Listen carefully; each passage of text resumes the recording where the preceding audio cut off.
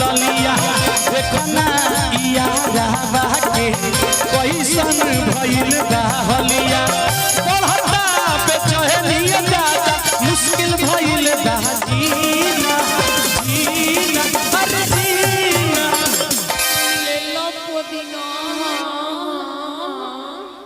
ले लो पुदीना ले लो पुदीना ले लो पुदीना बहरिया के हसीना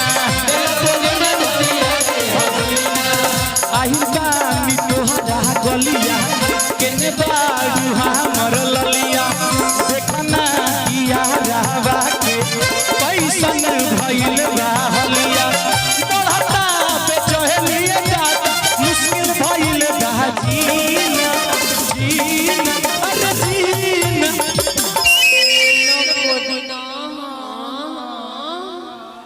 ले लो पुदीना ले लो पुदीना ले लो पुदीना बहरिया के हसीना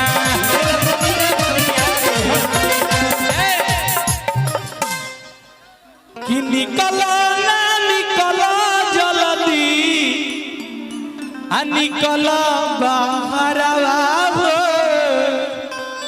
और कमेटी के जितने भी सदस्य मैं आग्रह करना चाहूंगा विनोद बाबू, जनरेटर में तेल की कमी हो रही है, जितना जल्द हो जनरेटर में तेल पहुंचाया जाए। एक निवेदन है, जनरेटर में तेल कम हो रहा है, उसमें तेल जितना जल्द हो डाल दिया जाए ताकि परेशानी ना हो। और थोड़ा सा साउंड बॉक्स से आप लोग थोड़ा सा हट जाइएगा, साउंड बॉक्स से। आइए विनोद जी। निकलो ना निकलो जल्दी निकलो बाहर आओ। तमिल खातिर आइल तोहरा जब के लाभरवा हो मिल खातिर आइल तोहरा जब के लाभरवा हो मिल खातिर आइल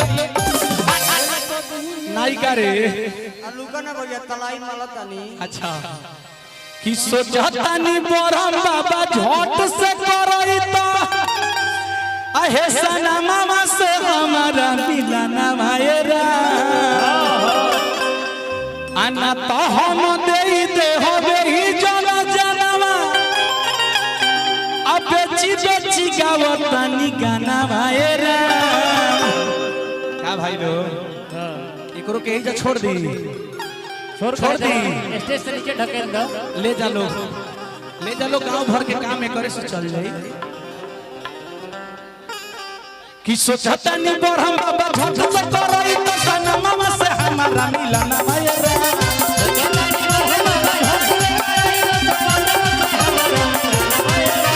ना तो हम देई दे होबे ही जना जनवा बेची बेची गावतानी गाना भाईरा।